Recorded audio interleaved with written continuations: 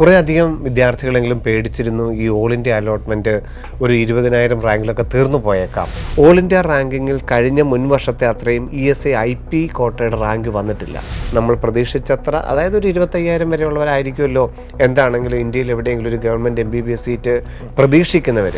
25,000, 26,000, 27,000 മറ്റുള്ള സാധ്യതകൾ, അല്ലെങ്കിൽ അലൈഡ് കോഴ്സുകളുടെ സാധ്യതകൾ, അല്ലെങ്കിൽ വീണ്ടും 2025 നോക്കി കാണാനുള്ള സാധ്യതകൾ എന്താണ്, വീണ്ടും റിപ്പീറ്റ് ചെയ്യണോ എന്നൊക്കെയുള്ളത് ചിന്തിച്ചു തുടങ്ങേണ്ട ഒരു സമയമാണ്.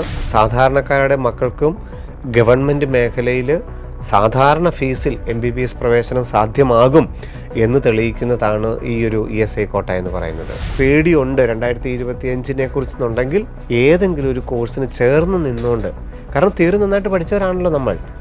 ഇനി നമുക്ക് ചെയ്യേണ്ടത് എന്താണ്? നന്നായിട്ട് പ്രാക്ടീസ് ചെയ്യുക എന്നുള്ളതാണ്. എന്തുമാവട്ടെ, either parents or student born in Kerala, ഈ 3 പേരിൽ ഒരാളെങ്കിലും കേരളത്തിൽ ജനിച്ചിട്ടുണ്ടെങ്കിൽ കേരളത്തിലെ 100% സീറ്റുകൾക്കും, ഗവൺമെൻറ് MBBS സീറ്റുകൾക്കും, സെൽഫ് ഫിനാൻസിങ് MBBS സീറ്റുകൾക്കും, ഡീംഡ് സീറ്റുകൾക്കും, ഏത് സീറ്റിനും അയാൾ അർഹനാണ്.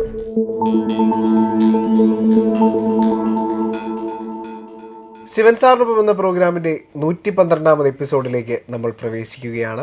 നമസ്കാരം ശിവൻ സാർ. ശിവൻ സാർ, തീർച്ചയായിട്ടും രണ്ടാമത്തെ അലോട്ട്മെൻറ്റും എത്തി നിൽക്കുക. നീറ്റ് 2024 ഓൾ ഇന്ത്യ അലോട്ട്മെൻറ്റിൻ്റെ ഏറ്റവും പ്രധാനപ്പെട്ട ഘട്ടമാണ് ഇപ്പോൾ പ്രസിദ്ധീകരിച്ചിരിക്കുന്നത്. അപ്പോൾ സാർ, തീർച്ചയായിട്ടും ചോദിക്കാൻ ആഗ്രഹിക്കുന്ന ഒരു രണ്ടാമത്തെ അലോട്ട്മെൻറ്റിൽ എന്തൊക്കെ കാര്യങ്ങൾ ഇതിനോടകം സംഭവിച്ചിട്ടുണ്ട്, വിദ്യാർത്ഥികളും മാതാപിതാക്കളും ഏറ്റവും ഇമ്പോർട്ടൻ്റ് ആയിട്ട് അറിയേണ്ട കാര്യങ്ങൾ എന്തൊക്കെയാണ്? തീർച്ചയായിട്ടും ഏറ്റവും അധികം സന്തോഷകരമായ കാര്യം, കുറേ അധികം വിദ്യാർത്ഥികളെങ്കിലും പേടിച്ചിരുന്നു ഈ ഓൾ ഇന്ത്യ അലോട്ട്മെൻറ്റ് ഒരു 20,000 റാങ്കിലൊക്കെ തീർന്നു പോയേക്കാം. കാരണം കേരളത്തിൽ നിന്നുള്ള വിദ്യാർത്ഥികളുടെ എണ്ണം കൂടുതലുണ്ട്. അത് കാരണം ഓൾ ഇന്ത്യ കോട്ട സീറ്റുകളൊക്കെ 20,000 തീർന്നു പോയേക്കാം. തമിഴ്നാട്ടിൽ നിന്നും ഉദ്ദേശിക്കുന്ന അത്ര അലോട്ട്മെൻറ്റുകൾ വരില്ല, അല്ലെ കർണാടകത്തിൽ നിന്നും നമ്മൾ പ്രതീക്ഷിക്കുന്ന അത്ര അലോട്ട്മെൻറ്റ് വരില്ല എന്നൊക്കെയുള്ളൊരു ചർച്ചയുണ്ടായിരുന്നു. എന്നാൽ അന്നും നമ്മൾ പറഞ്ഞിരുന്നു അങ്ങനെയധികം ഓൾ ഇന്ത്യ കോട്ട സീറ്റ്, കാരണം ഓൾ ഇന്ത്യ കോട്ട സീറ്റിൻ്റെ എണ്ണത്തിന് ഒരിക്കലും ആളുടെ നമ്പർ ഓഫ് സീറ്റുകൾ എപ്പോഴും അവിടെ ഉണ്ടല്ലോ. അപ്പം അതിനനുസരിച്ച് തീർച്ചയായിട്ടും അലോട്ട്മെൻറ്റുകൾ മുന്നോട്ട് പോകും, ആരും അത്ര അധികം ഭയക്കേണ്ടതില്ല എന്ന് നമ്മൾ പറഞ്ഞിരുന്നു. അതിനനുസരിച്ച് തന്നെ, അതിന് ആനുപാതികമായി തന്നെ രണ്ടാം ഘട്ട അലോട്ട്മെൻറ്റ് വന്നിരിക്കുന്നു. തമിഴ്നാട്ടിലെ മെഡിക്കൽ കോളേജുകൾ ഏതാണ്ട് 17,500 വരെ, ജനറൽ സീറ്റ് തന്നെ 17,500 വരെ വന്നിരിക്കുന്നു. കർണാടക 20,500 എത്തിയിരിക്കുന്നു. തെലുങ്കാന 23,000 വരെ എത്തിയിരിക്കുന്നു. അപ്പം നമ്മുടെ കുട്ടികൾ ഏറ്റവും അധികം കൂടുതൽ അഡ്മിഷൻ എടുക്കുന്ന കേരളം, തമിഴ്നാട്, കർണാടക, ആന്ധ്ര, തെലുങ്കാന കോളേജുകളിൽ 99% ഓൾ ഇന്ത്യ കോട്ട വഴിയുള്ളത് ബെർലിനിലെ കുട്ടികളാണ് അഡ്മിഷൻ എടുത്തിരിക്കുന്നത്. പക്ഷേ അവരാഗ്രഹിച്ചതുപോലെ ഒരു ഗവൺമെൻറ് സീറ്റിൽ അവർക്ക് എല്ലാവർക്കും എത്തിച്ചേരാനായിട്ട് സാധിച്ചു. അപ്പം ഓൾ ഇന്ത്യ റാങ്കിന് ആനുപാതികമായിട്ട് നമ്മൾ വിചാരിച്ചത്ര തീർച്ചയായിട്ടും ഒരു അഡ്മിഷൻ മുമ്പോട്ട് പോയി. ജനറൽ കോട്ടയിൽ ഏതാണ്ട് 22,995, അതായത് 23,000 തൊട്ടടുത്ത് വരെ രണ്ടാം ഘട്ടത്തിൽ തന്നെ അലോട്ട്മെൻറ്റ് വന്നിരിക്കുന്നു. OBC കാറ്റഗറി 23,300 വരെ എത്തി നിൽക്കുന്നു. EWS കാറ്റഗറി ആണെങ്കിൽ 26,600 വരെ ഓൾ ഇന്ത്യ ലെവലിൽ എത്തിയിരിക്കുന്നു. ഇനി 3ാം ഘട്ടവും 4ാം ഘട്ടവും നടക്കാനിരിക്കുന്നു.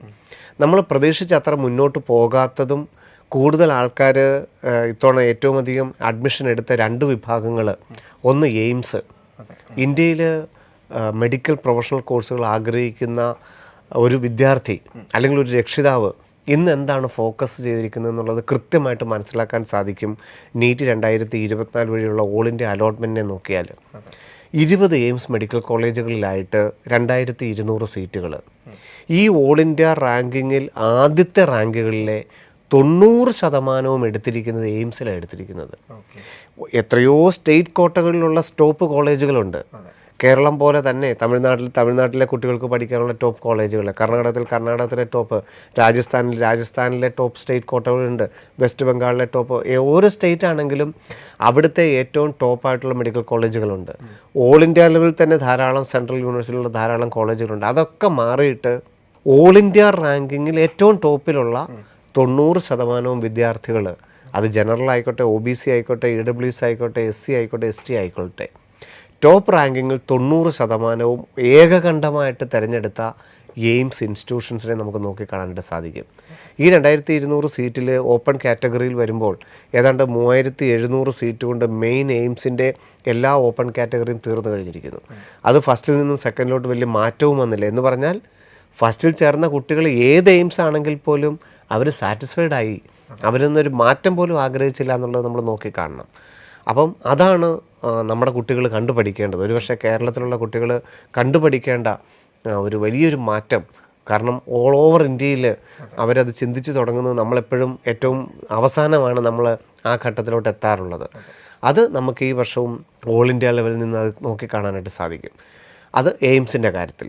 മറ്റൊന്ന് നമ്മൾ പ്രതീക്ഷിച്ച് അത്രയും മുന്നോട്ട് പോകാത്ത അപ്പം ഞാൻ പറഞ്ഞു വന്നത്, എയിംസിൽ നമ്മൾ ഉദ്ദേശിച്ച ഒരു ലാസ്റ്റ് റാങ്കിന് മുമ്പോട്ട് പോയില്ല. നമ്മൾ സെക്കൻഡ് റൗണ്ടിൽ ഒരു 5000 അപ്പുറത്തോട്ടൊക്കെ പ്രധാനപ്പെട്ട എയിംസുകളിലൊക്കെ പ്രതീക്ഷിച്ചിരുന്നു. പക്ഷേ അത്രയൊരു മൂവ്മെൻറ്റ് നടന്നില്ല. ഒരു 3700 കൊണ്ട് പ്രധാനപ്പെട്ട എല്ലാ എയിംസിൻ്റെയും ഓപ്പൺ കാറ്റഗറിയിലെ സീറ്റ് തീർന്നാണ് നമുക്ക് കാണാൻ സാധിച്ചത്. ESI മെഡിക്കൽ കോളേജുകളിൽ, കാരണം നമ്മൾ ESIക്ക് കൊടുത്ത ഒരു വലിയ വാർത്താ പ്രാധാന്യം കഴിഞ്ഞ സെപ്റ്റംബർ മുതൽ ഇങ്ങനെയൊരു സീറ്റുകളുണ്ട്. സാധാരണ കടകളിലൊക്കെ ജോലി ചെയ്യുന്ന, സൂപ്പർ മാർക്കറ്റുകളിലൊക്കെ ജോലി ചെയ്യുന്ന സാധാരണക്കാരുടെ മക്കൾക്ക് വളരെ ചിലവ് കുറഞ്ഞ രീതിയിൽ റാങ്ക് അല്പം കുറഞ്ഞാലും, ഓൾ ഇന്ത്യ റാങ്കിങ്ങിൽ 50,000 ഒക്കെ വന്നാലും ഗവൺമെൻറ് സീറ്റുകൾ കിട്ടാനുള്ള സാധ്യതയുണ്ട് എന്നുള്ളതിന് നമ്മൾ വലിയ വാർത്താ പ്രാധാന്യം നൽകിയിരുന്നു. അപ്പോൾ അതുകൊണ്ടായിരിക്കാം ധാരാളം വ്യക്തികൾ ആ രീതിയിൽ കഴിഞ്ഞ സെപ്റ്റംബറിൽ തന്നെ അതിനനുസരിച്ച് അച്ഛനോ അമ്മയോ ഒക്കെ ഏതെങ്കിലും ഒരു പ്രൈവറ്റ് ഇൻസ്റ്റിറ്റ്യൂഷനിൽ നിന്ന് ഒരു ESI എംപ്ലോയറായിട്ട് അവരുടെ മക്കൾക്ക് ഒരു ESI സീറ്റ് കിട്ടത്തക്ക ഒരു സംവിധാനം അവർ നേടിയെടുക്കാനായിട്ട് ഈ വർഷം ശ്രമിച്ചത് കൊണ്ടായിരിക്കാം ഓൾ ഇന്ത്യ റാങ്കിങ്ങിൽ കഴിഞ്ഞ മുൻ വർഷത്തെ അത്രയും ESI IP കോട്ടയുടെ റാങ്ക് വന്നിട്ടില്ല.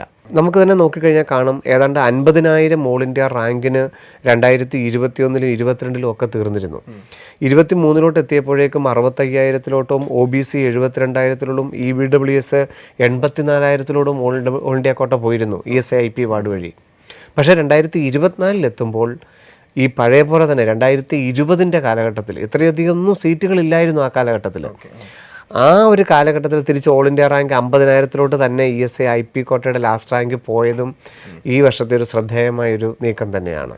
ഈ ആദ്യത്തെ റാങ്കിങ്ങിൽ ഒരു 5000 റാങ്ക് മുതലെടുത്ത് നോക്കുകയാണെങ്കിൽ 20,000 വരെയുള്ളവർക്ക് ഇന്ത്യയിൽ എവിടെയെങ്കിലും ഓൾ ഇന്ത്യ കോട്ട സീറ്റ് കിട്ടുമായിരുന്നു ESI IP അല്ലാതെ.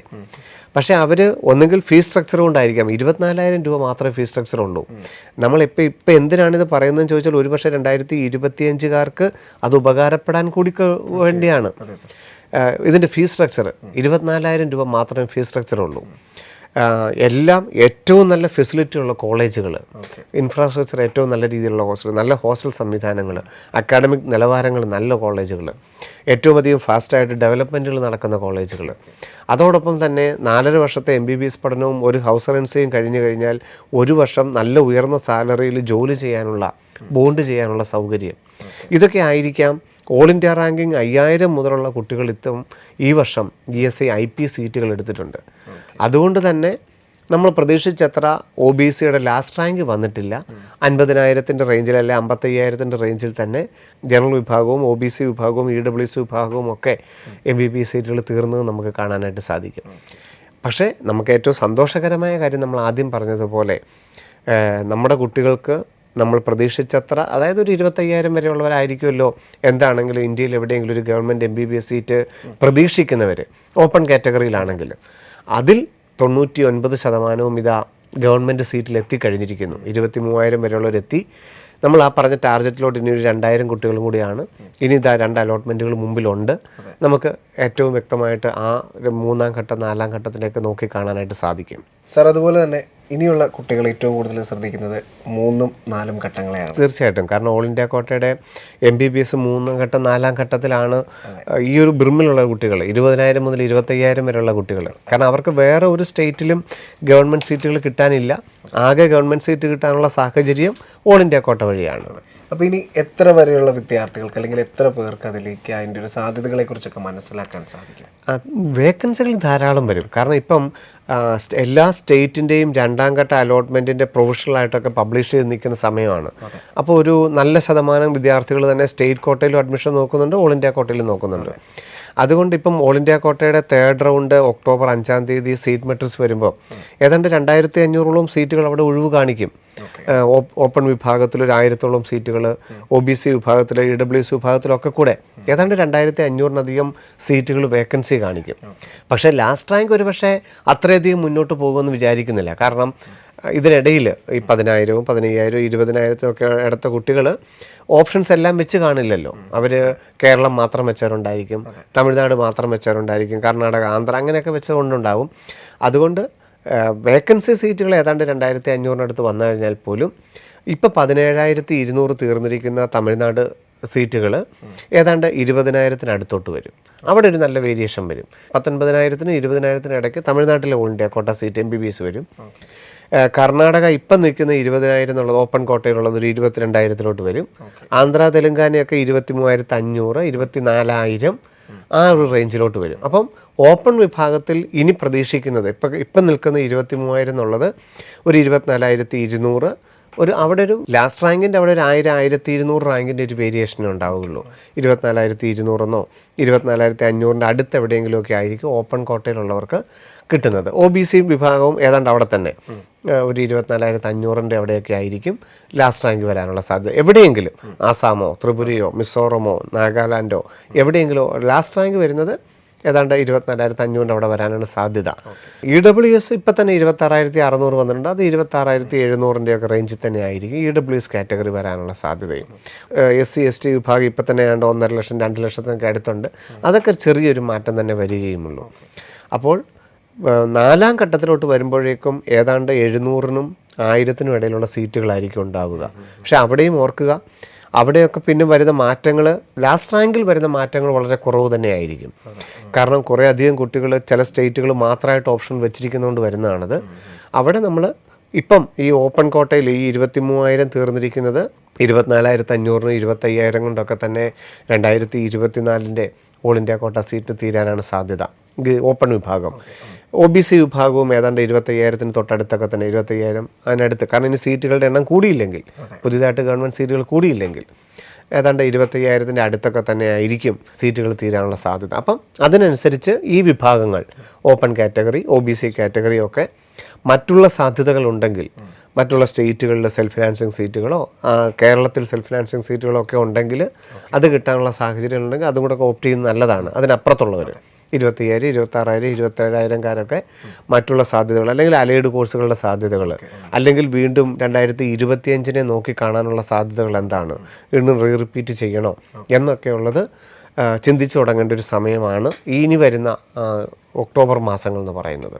അല്ലെങ്കിൽ ധാരാളം പ്രവേശനങ്ങൾ, കാരണം ഓൾ ഇന്ത്യ വെറ്റിനറിയുടെ ലാസ്റ്റ് റാങ്ക് നടക്കുന്നു, ഇപ്പോൾ എയിംസിൻ്റെ ഓപ്പൺ കോട്ടകൾ വന്നിരിക്കുന്നു, മിലിറ്ററി നേഴ്സിങ്ങിൻ്റെ ഓപ്പൺ അലോട്ട്മെൻറ്റ് നടക്കുന്നു, അതുപോലെ തന്നെ കർണാടകത്തിൻ്റെയും തമിഴ്നാടിൻ്റെയും ആന്ധ്ര, തെലുങ്കാനയുടെയൊക്കെ പ്രൈവറ്റ് കോളേജുകളിലെ അലോട്ട്മെൻറ്റുകൾ നടക്കുന്നു, കേരളത്തിൻ്റെ 3 ഘട്ടങ്ങൾ അലോട്ട്മെൻറ്റുകൾ നടക്കുന്നു. അപ്പം ബാക്കിയുള്ള സാധ്യതകൾ കൂടി നോക്കി മനസ്സിലാക്കണം. ഏതാണ്ട് 24,500-നും 25,000-നും വരെയുള്ള ഓപ്പൺ കാറ്റഗറി, OBC കാറ്റഗറിക്കാർക്ക് എവിടെയെങ്കിലും ഒരു ഗവൺമെൻറ് സീറ്റ് കിട്ടാനുള്ള, MBBS സീറ്റ് കിട്ടാനുള്ള സാധ്യതകളാണ് ഈ അവസാനം സ്ട്രേ വേക്കൻസി നവംബർ 5-നാണ് ഇത്തവണ അലോട്ട്മെൻറ്റ് തീരുന്നത്. അതുവരെ നമുക്ക് കാണാനായിട്ട് സാധിക്കുന്നത്. സാർ, ഇപ്പോൾ ഈ ഒരു ഇൻ്റർവ്യൂവിൻ്റെ ഇടയിൽ പരാമർശിച്ചൊരു കാര്യമുണ്ട്. 2024 ESI കോട്ടയുമായി ബന്ധപ്പെട്ട് നമ്മൾ പറഞ്ഞ ഒരു കാര്യങ്ങളുടെയൊക്കെ അടിസ്ഥാനത്തിൽ ഒരുപാട് പേർക്ക് അത് തീർച്ചയായിട്ടും, കാരണം ഈ തോട്ടം മേഖലയിലൊക്കെ ജോലി ചെയ്യുന്ന ആൾക്കാർ, അവർക്കൊക്കെ ഒത്തിരി ഉപകാരപ്പെട്ടതാണ് ESI വഴിയുള്ള ഈ ഒരു പ്രവേശനം. സാധാരണ ജനങ്ങളുടെ മക്കൾക്ക് വലിയ ഇപ്പോൾ MBBS-ന് ഇപ്പം സ്വകാര്യ മേഖലയിലൊക്കെ വളരെ ഉയർന്ന ഫീസാണ്, അല്ലെങ്കിൽ MBBS പഠനം തന്നെ വളരെ ചിലവേറിയതാണ് എന്നൊക്കെയുള്ള ഒരു അഭിപ്രായത്തിനൊക്കെ അപ്പുറം സാധാരണക്കാരുടെ മക്കൾക്കും ഗവൺമെൻറ് മേഖലയിൽ സാധാരണ ഫീസിൽ MBBS പ്രവേശനം സാധ്യമാകും എന്ന് തെളിയിക്കുന്നതാണ് ഈ ഒരു ESI കോട്ട എന്ന് പറയുന്നത്. സാർ, ഇപ്പോൾ 2024 പിന്നിട്ടു, 2025 നീറ്റിനെ നോക്കി കാണുന്ന ഒരു തീർച്ചയായിട്ടും 2025 മെയ് 4 എന്ന് പറയുന്നതിന് ഇനി കുറച്ച് ദിവസങ്ങൾ മാത്രമേ ബാക്കിയുള്ളൂ. അപ്പോൾ ഈ ഒരു ESI കോട്ടയെ നമ്മുടെ പുതിയതായിട്ട് വന്ന പ്രേക്ഷകരുണ്ട് നിരവധി, അവരോടായിട്ട് സാർ എങ്ങനെ സമീപിക്കണം, എന്താണ് ചെയ്യേണ്ടതെന്നൊക്കെ? ഇപ്പം ESI IP കോട്ട എന്ന് പറഞ്ഞു കഴിഞ്ഞാൽ രാജ്യത്ത് 11 മെഡിക്കൽ കോളേജുകൾ ESI മെഡിക്കൽ കോളേജുകളുണ്ട്. അവിടുത്തെ 50% സീറ്റുകൾ അത് ഏത് സ്റ്റേറ്റിലാണോ ആ ESI മെഡിക്കൽ കോളേജ് ഇരിക്കുന്നത് ആ സ്റ്റേറ്റിലുള്ള കുട്ടികൾക്ക് മാത്രമേ കിട്ടുകയുള്ളൂ. ഉദാഹരണം പറയുകയാണെങ്കിൽ കേരളത്തിൽ കൊല്ലം മെഡിക്കൽ കോളേജ് ഉണ്ടെങ്കിൽ കൊല്ലം മെഡിക്കൽ കോളേജിലെ 50% സീറ്റുകൾ ESI ആണോ ESI IP ആണോ ഒന്നും നോക്കില്ല, ആ കേരളത്തിലുള്ള എല്ലാവർക്കും അപ്ലൈ ചെയ്യാം. കേരള മെഡിക്കൽ റാങ്ക് വെച്ചിട്ട് കിട്ടുന്നതാണ് 50% സീറ്റ്. തമിഴ്നാട്ടിലുള്ള 2 കോളേജുകൾ, കോയമ്പത്തൂരിലും ചെന്നൈയിലെ 50%. തമിഴ്നാട്ടിലുള്ള എല്ലാ കുട്ടികൾക്കും അപ്ലൈ ചെയ്യാം, ESI വേണമെന്നൊന്നും ഇല്ല. കർണാടകത്തിലും അതുപോലെ തന്നെ ബാംഗ്ലൂരും ഗുൽബർഗയിലും ഉണ്ട്, അത് കർണാടകത്തിലുള്ള കുട്ടികൾക്കാണ്. അപ്പം 11 മെഡിക്കൽ കോളേജിലെ 50% സീറ്റുകൾ അതാത് സ്റ്റേറ്റിലുള്ളവർക്ക് വിട്ടുകൊടുത്തിരിക്കുക. 15% സീറ്റുകൾ ഓൾ ഇന്ത്യ കോട്ട വഴി ഇന്ത്യയിലുള്ള എല്ലാവർക്കും അപ്ലൈ ചെയ്യാം. ഈ 11 കോളേജുകളിലെയും 15% സീറ്റുകൾക്ക് ഇന്ത്യയിൽ നീറ്റ് ക്വാളിഫൈ ചെയ്യുന്ന എല്ലാവർക്കും അപ്ലൈ ചെയ്യാം. ഓൾ ഇന്ത്യ റാങ്ക് അനുസരിച്ചേ കിട്ടുകയുള്ളൂ. ഇപ്പോൾ ഓൾ ഇന്ത്യ റാങ്ക് ഏതാണ്ട് 20,000 വന്നവർക്ക് ഏതെങ്കിലുമൊക്കെ ESI മെഡിക്കൽ കോളേജുകളിൽ ഓൾ ഇന്ത്യ കോട്ട വഴി അഡ്മിഷൻ എടുക്കാനായിട്ട് സാധിക്കും. 35% സീറ്റുകൾ, അപ്പോൾ 50 സ്റ്റേറ്റിന് മാറ്റി 15 ഓൾ ഇന്ത്യക്ക് മാറ്റി, ബാക്കിയുള്ള 35% സീറ്റുകൾ 468ഓളം സീറ്റുകൾ MBBS സീറ്റുകളാണ് ESI IP സീറ്റുകൾ എന്നറിയപ്പെടുന്നത്. അത് 24,000 രൂപ മാത്രമേ വാർഷിക ഫീസുള്ളൂ. ഇതിൻ്റെ നിയമം എന്താണെന്ന് ചോദിച്ചാൽ, ഇതിൽ അച്ഛനോ അമ്മയോ ആരെങ്കിലും ഒരാൾ ESI ഇൻഷുവേർഡ് പേഴ്സൺ ആയിരിക്കണം. ESI ഇൻഷുവേർഡ് പേഴ്സൺ എന്ന് പറഞ്ഞാൽ അച്ഛനോ അമ്മയോ ആരെങ്കിലും ഒരാൾ പ്രൈവറ്റ് ജോലിക്കാരായിരിക്കണം, പ്രൈവറ്റ് സ്ഥാപനത്തിൽ ജോലി ഉണ്ടായിട്ട് അവിടെ ESI അവിടെ ഉണ്ടായിരിക്കണം, അതിൻ്റെ മെമ്പർ ആയിരിക്കണം. 2024 സെപ്റ്റംബറിലെങ്കിലും അതിന് മെമ്പർ ആകണം. സെപ്റ്റംബറിലെ സാലറിയിലെങ്കിലും ESIയുടെ വിഹിതം കട്ട് ചെയ്ത് തുടങ്ങണം. അങ്ങനെയുള്ളവർക്ക് 2025 ഈ 460 സീറ്റിനും കൂടെ അഡീഷണലായിട്ട് കൂടുതലായിട്ട് അപേക്ഷകൾ കൊടുക്കാനായിട്ട് സാധിക്കും. അപ്പോൾ ഓൾ ഇന്ത്യ കോട്ടയിൽ 25,000 വരെ ഇന്ത്യയിൽ എവിടെയെങ്കിലും ഗവൺമെൻറ് MBBS സീറ്റ് കിട്ടാനുള്ള സാഹചര്യം ഉണ്ടെങ്കിൽ, ESI IP വാർഡ് ആണെങ്കിൽ 50,000 റാങ്ക് ആണെങ്കിലും 24,000 രൂപയ്ക്ക് പഠിക്കാനുള്ള സാഹചര്യം ഉണ്ടെന്ന് മനസ്സിലാക്കുക. അവിടെയും OBCയും EWS ഒക്കെ ഉണ്ട്. SC വിഭാഗമാണെങ്കിൽ 2.5 ലക്ഷം വരെയൊക്കെ ഉള്ളവർക്ക് ESI IP വെച്ച് ഇത്തവണ തന്നെ കിട്ടിയിട്ടുണ്ട്. ST വിഭാഗവും ESIയും കൂടെ ഉണ്ടെങ്കിലോ 6 ലക്ഷമാണെങ്കിലും ESI IP വഴി കിട്ടും. ഇനി PWDയും കൂടെ ആണെങ്കിലോ നീറ്റ് ക്വാളിഫൈ ചെയ്താൽ മതി. 130 മാർക്കുണ്ടെങ്കിൽ ESI വഴി നമുക്ക് IPയും കൂടെ ആണെങ്കിൽ MBBS സീറ്റുകൾ ഏത് കോളേജിലും കിട്ടും. അപ്പം അച്ഛനോ അമ്മയോ ഒരാൾ പ്രൈവറ്റ് ജോലിയാണെങ്കിൽ മറ്റേയാൾക്ക് ചിലപ്പോൾ ഗവൺമെൻറ് ജോലി ആയിരിക്കാം, യാതൊരു കുഴപ്പമില്ല, വളരെ ഉയർന്ന വരുമാനമായിരിക്കാം, അതിനൊന്നും തടസ്സമില്ല. ആകെ ഒരൊറ്റ നിയമമേ ഉള്ളൂ, അച്ഛനോ അമ്മയോ ആരെങ്കിലും ഒരാൾ 2024 സെപ്റ്റംബർ 30 മുമ്പെങ്കിലും ESI അംഗത്വം എടുത്തിരിക്കണം, സെപ്റ്റംബറിൻ്റെ സാലറിയിലെങ്കിലും ESI കട്ട് ചെയ്തിരിക്കണം. അങ്ങനെയുള്ളവർക്ക് അവരുടെ മക്കൾക്കായിട്ട് മാത്രമാണ് അഡീഷണലായിട്ട് ഈ 460 സീറ്റ് മാറ്റി വെച്ചിരിക്കുന്നത്. അതിന് ഈ 11 കോളേജുകളിൽ നീറ്റിൻ്റെ ഓൾ ഇന്ത്യ റാങ്കിനനുസരിച്ച് നമുക്ക് ഓൾ ഇന്ത്യ കോട്ട വഴി പ്രവേശനം കിട്ടും. അതിനാണ് ESI IP വാർഡ് എന്ന് പറയുന്ന ആ സംവിധാനമുള്ളത്. ഇപ്പം ധാരാളം സൂപ്പർ മാർക്കറ്റുകളിൽ, തുണിക്കടകളിൽ അങ്ങനെയൊക്കെ ജോലി ചെയ്യുന്നവർ, കാരണം അവിടെയൊക്കെ സാലറി കുറവായിരിക്കുമല്ലോ.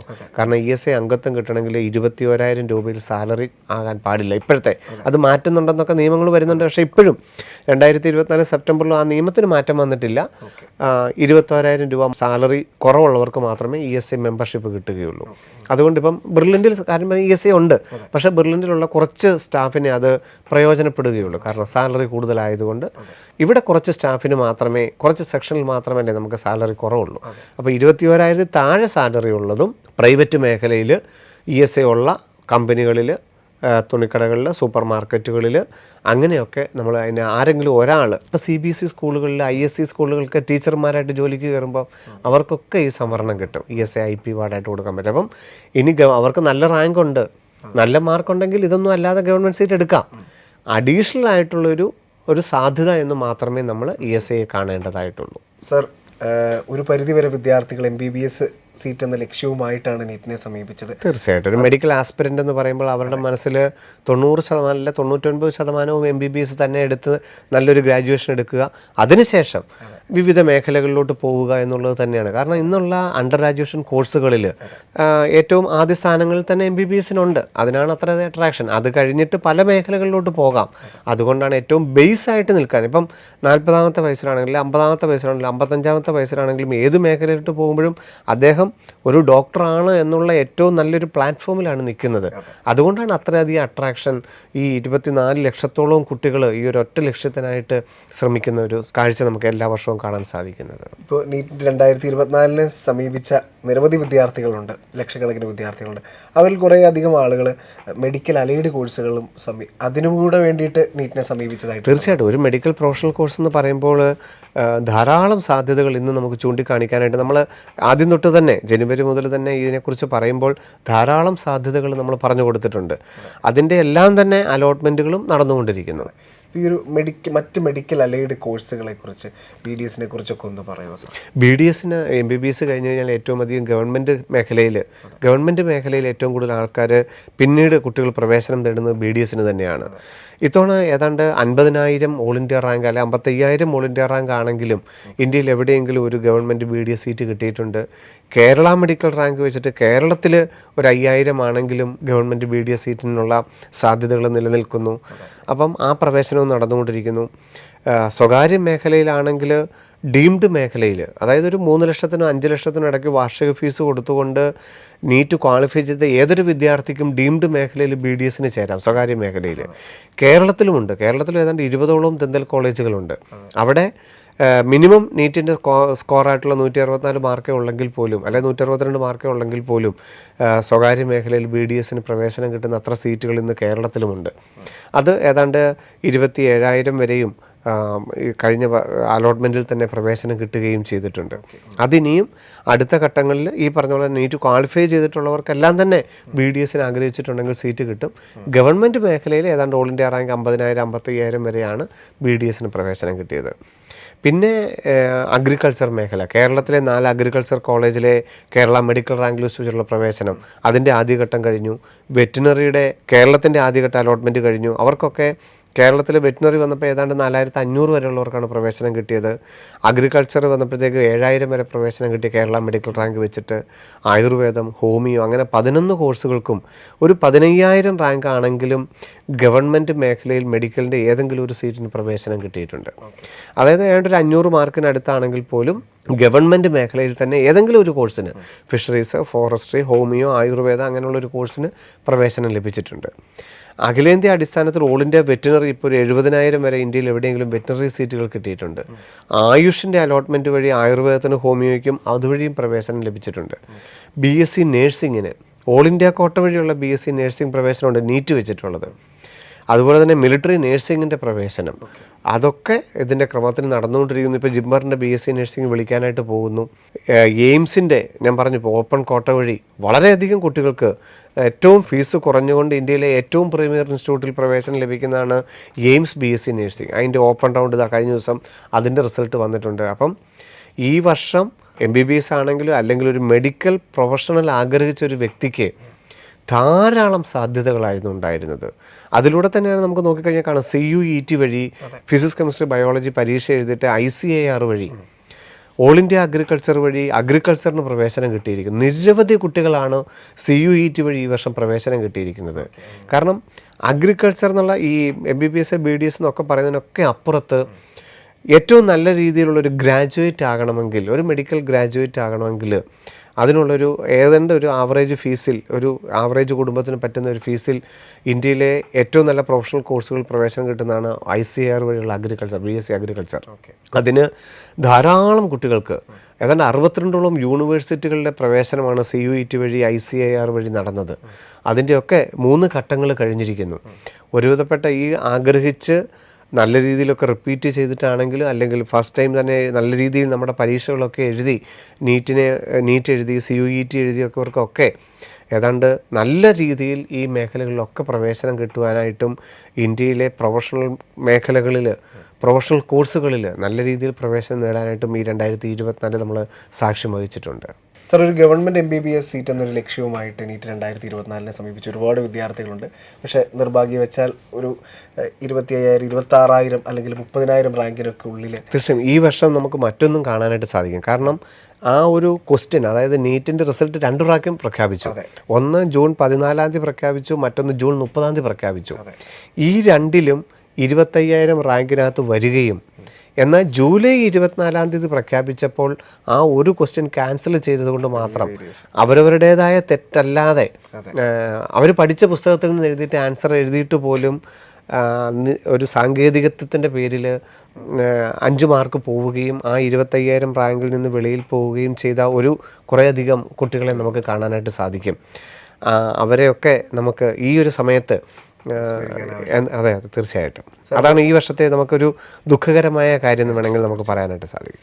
സർ, ഒരു കാര്യം ചോദിക്കാൻ ആഗ്രഹിക്കുന്നത്, അത്തരത്തിലുള്ള വിദ്യാർത്ഥികൾ ഒരു പക്ഷേ ഇപ്പോൾ ചിന്തിക്കുക, ഒരു അടുത്ത വർഷം ഒന്നെങ്കിലും റിപ്പീറ്റ് ചെയ്യാം, അല്ലെങ്കിൽ മറ്റേതെങ്കിലും കോഴ്സിൽ ചേർന്നുകൊണ്ട് വേണോ ഞങ്ങൾ ഇനി റിപ്പീറ്റ് ചെയ്യേണ്ടതെന്നൊക്കെ ഉള്ളൊരു ചോദ്യങ്ങളുണ്ട്. തീർച്ചയായും. അപ്പോൾ അത് അവശേഷിക്കുമ്പോൾ സാറിന് എന്താണ് അത്തരത്തിലുള്ള വിദ്യാർത്ഥികളോട് പറയാൻ? തീർച്ചയായിട്ടും ഇപ്പം നമ്മുടെ ലക്ഷ്യം എന്താണ്, നമ്മളുടെ ആഗ്രഹം എന്താണെന്നുള്ളത് അത് നമുക്ക് എത്രത്തോളം സമർപ്പിക്കാൻ സാധിക്കും എന്നുള്ളത് തന്നെയാണല്ലോ ഒന്നാമത്തെ കാര്യം.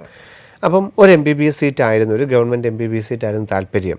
അപ്പോൾ അതിന് വേണ്ടിയിട്ട് ഞാൻ മാക്സിമം ഒരു എഫേർട്ട് എടുത്തിട്ടുണ്ട്.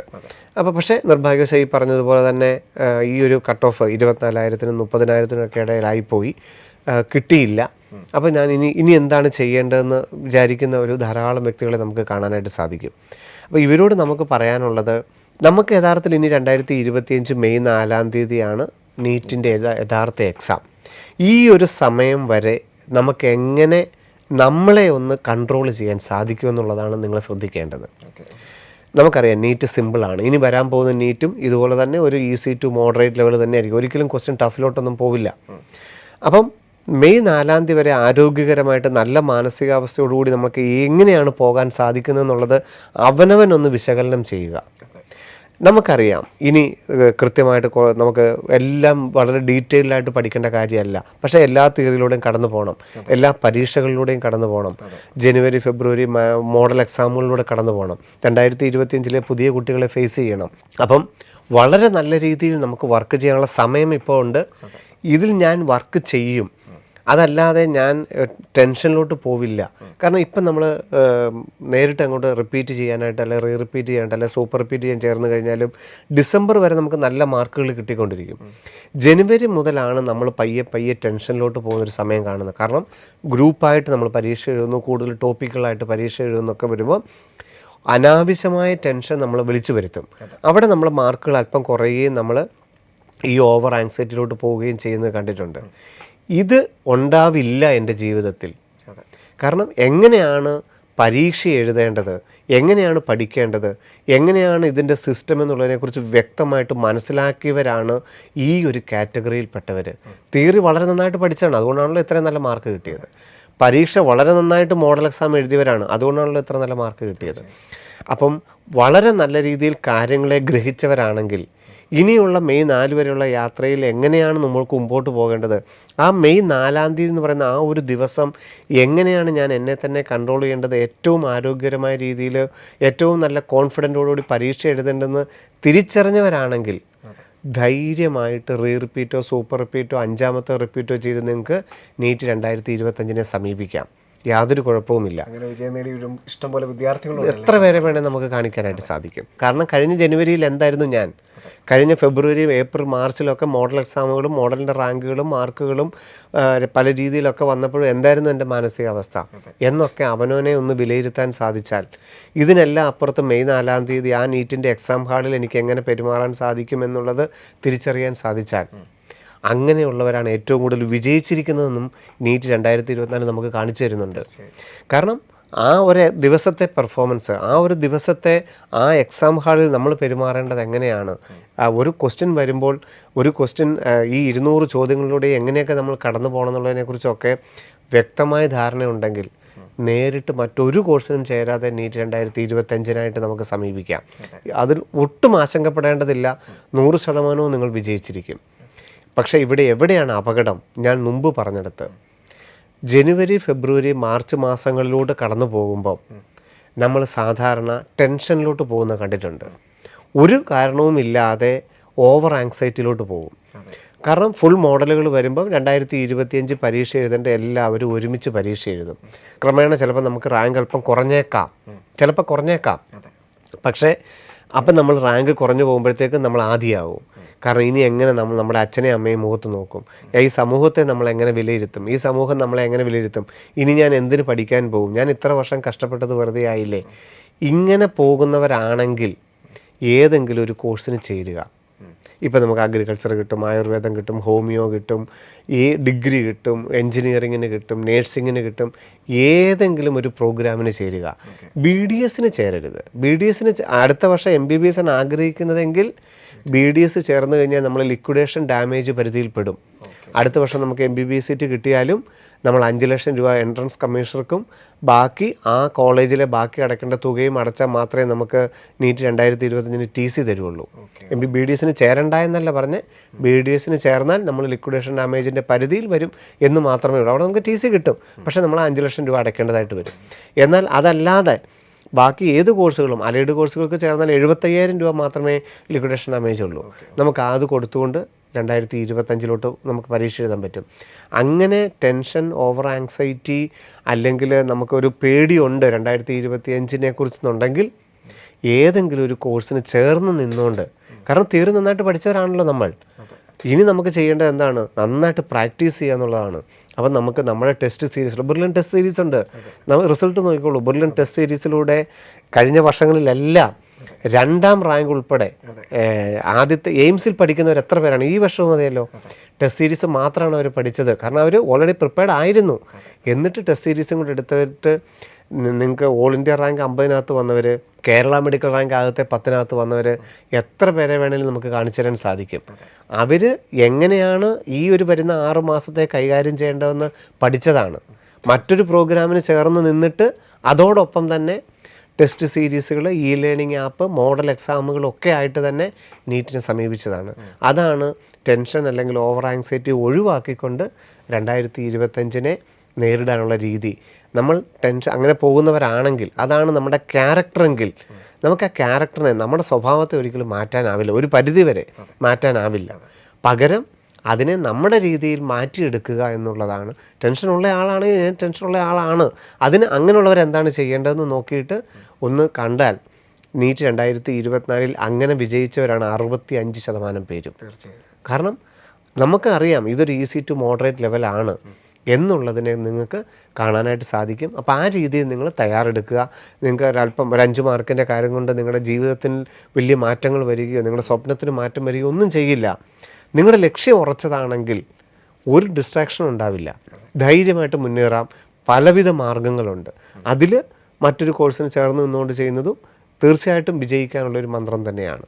സർ, ഒരുപാട് പ്രതീക്ഷകളോടെ 2025 നീറ്റിനെ സമീപിച്ചുകൊണ്ട് അല്ലെങ്കിൽ നോക്കിക്കാണുന്ന വിദ്യാർത്ഥികളും മാതാപിതാക്കളും ഒക്കെയാണ് നമ്മുടെ പ്രതീക്ഷ. തീർച്ചയായിട്ടും 25 ലക്ഷത്തോളം വിദ്യാർത്ഥികളായിരിക്കും നീറ്റ് 2025 മെയ് 4 എഴുതുന്നത്. അപ്പോൾ തീർച്ചയായിട്ടും ഏറ്റവും പ്രധാനമായിട്ട് അറിയേണ്ടത് 2025 നീറ്റിനെ സമീപിക്കുമ്പോൾ എന്തൊക്കെ കരുതണം, അതുപോലെ തന്നെ കേരളത്തിലൊരു MBBS സീറ്റ് കിട്ടാൻ എന്തൊക്കെ ചെയ്യണം എന്നുള്ളത് തന്നെയാണ്. തീർച്ചയായിട്ടും നമ്മൾ കഴിഞ്ഞ എപ്പിസോഡിലും കഴിഞ്ഞ പ്രാവശ്യം കുട്ടികൾ ഓണം വെക്കേഷന് പോയപ്പോഴൊക്കെ നമ്മൾ പറഞ്ഞു കൊടുത്തിരുന്നു. ഒന്ന്, നമ്മൾ പറഞ്ഞിരുന്നു ഈ ഓൺലൈൻ അപ്ലൈ ചെയ്യാൻ വരുമ്പോൾ നമ്മൾ ചെയ്യേണ്ട കാര്യങ്ങൾ. കാരണം അതിലെല്ലാവരും ഈ ആധാർ അപ്ഡേറ്റ് ചെയ്യുന്നത് നല്ലതായിരിക്കും. കാരണം ആധാർ നമ്പർ വെച്ചുകൊണ്ടായിരിക്കും നമ്മൾ നീറ്റ് 2024 അപ്ലൈ ചെയ്യേണ്ടത്. അപ്പോൾ ആധാർ ഏത് മൊബൈലുമായിട്ടാണ് ലിങ്ക് ചെയ്യുന്നത്, ആ മൊബൈലിലോട്ട് OTP വരും. ആ OTP എൻ്റർ ചെയ്തിട്ട് വേണം നമുക്ക് നീറ്റിന് ഓൺലൈനായിട്ട് അപ്ലൈ ചെയ്യാൻ 2025 ഫെബ്രുവരിയിൽ. അതുകൊണ്ട് എല്ലാവരും ആധാർ അപ്ഡേറ്റ് ചെയ്യുന്നതാണ്. ഓൾറെഡി ആധാർ അപ്ഡേറ്റ് ചെയ്ത് കഴിഞ്ഞ തവണ നീറ്റിന് അപ്ലൈ ചെയ്തവരാണ് വേണ്ട. അതല്ലാതെ പുതിയതായിട്ട് നീറ്റിന് അപ്ലൈ ചെയ്യേണ്ടവരും കഴിഞ്ഞ തവണ ആധാർ കാർഡ് അപ്ഡേറ്റ് ചെയ്യാത്തവരും ഒക്കെ പുതിയ ഫോട്ടോ ആക്കി ആധാർ കാർഡ് ഒരു മൊബൈലുമായിട്ട് ലിങ്ക് ചെയ്യുന്നത് ഏറ്റവും അത്യാവശ്യമാണ്. ഇനി വിദേശത്തുള്ളവരാണെങ്കിൽ നിങ്ങൾക്ക് പാസ്പോർട്ട് നമ്പർ ഉപയോഗിച്ച് ഓൺലൈനായിട്ട് അപ്ലൈ ചെയ്യാം, കുഴപ്പമില്ല. പാസ്പോർട്ട് വാലിഡ് ID പ്രൂഫായിട്ട് ഉപയോഗിക്കുകയും ചെയ്യാം. കേരളത്തിലൊരു MBBS സീറ്റ് കിട്ടാനായിട്ട് എന്താണ് വേണ്ടത്? ഇവിടെ കേരളത്തിൽ ഒരൊറ്റ നിയമമേ ഉള്ളൂ, ഏറ്റവും പ്രധാനപ്പെട്ടത്. Either parents or students bone in Kerala.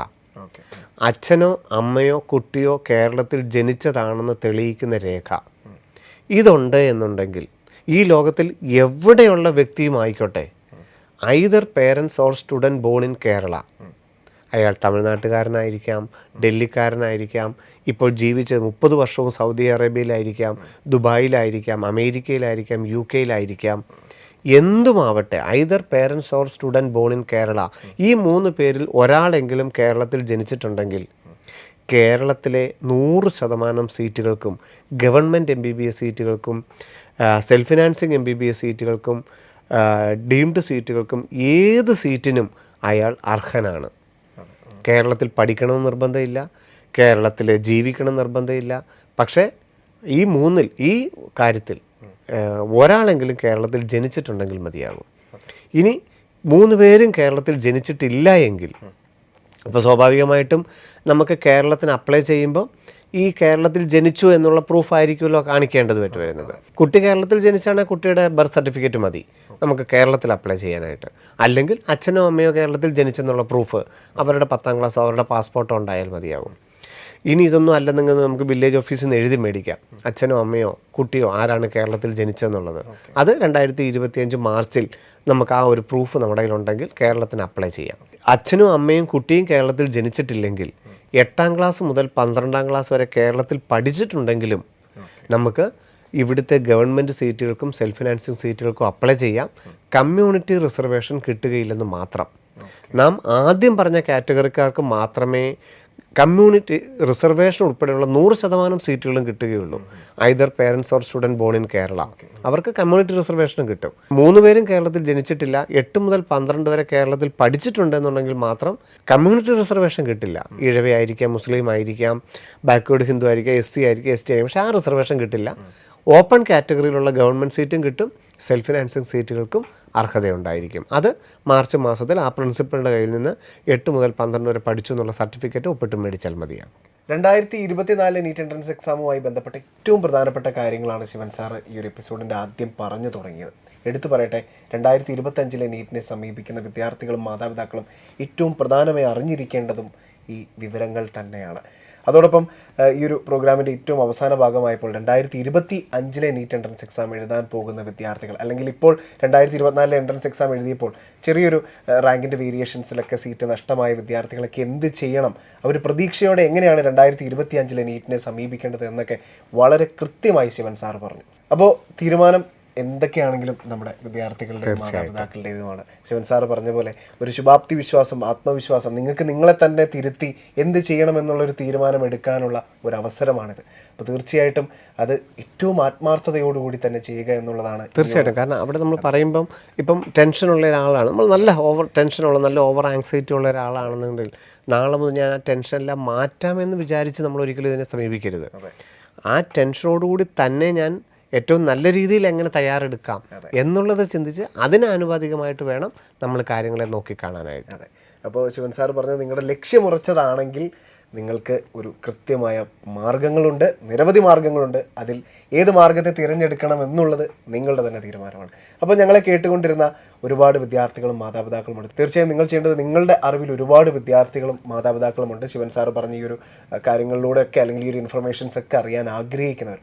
തീർച്ചയായിട്ടും ഈ ഒരു പ്രോഗ്രാം അവരിലേക്കും ഷെയർ ചെയ്ത് നൽകുക. തുടർന്നും ശിവൻ സാറിൻ്റെ നിരവധി ലൈവുകളും അതുപോലെ തന്നെ 720 ഔട്ട് ഓഫ് 720 എന്ന് പറയുന്ന ശിവൻ സാറും മായറാണി മിസ്സും നടത്തുന്നൊരു നല്ല മനോഹരമായൊരു പ്രോഗ്രാമുണ്ട്. അപ്പോൾ നമുക്കതിലൊരു മാനസിക പിന്തുണ, അല്ലെങ്കിൽ 2025 നീറ്റിനെ സമീപിക്കുമ്പോൾ നിങ്ങൾ എന്ത് ചെയ്യണം എന്നുള്ളത് വളരെ വ്യക്തമായി അതിലും പറയുന്നുണ്ട്. അപ്പോൾ അതും വിദ്യാർത്ഥികൾക്കും മാതാപിതാക്കൾക്കും ഒരുപാട് യൂസ്ഫുൾ ആവും. അപ്പോൾ തീർച്ചയായിട്ടും ഞങ്ങളെ കേട്ടുകൊണ്ടിരുന്ന ലോകമെമ്പാടുമുള്ള എല്ലാ മലയാളികൾക്കും ഹൃദയത്തിൽ നിന്നും നന്ദി. നമസ്കാരം. എൻട്രൻസ് സംബന്ധമായ വാർത്തകളും അപ്ഡേഷനുകളും ഏറ്റവും വേഗം ആധികാരികമായി അറിയാൻ ബ്രില്യൻറ്റ് സ്റ്റഡി സെന്റർ പാല യൂട്യൂബ് ചാനൽ സബ്സ്ക്രൈബ് ചെയ്യുക. ബെൽ ഐക്കൺ അമർത്തുക. ഈ വീഡിയോ മറ്റ് സുഹൃത്തുക്കളിലേക്കും ഷെയർ ചെയ്ത് നൽകുക.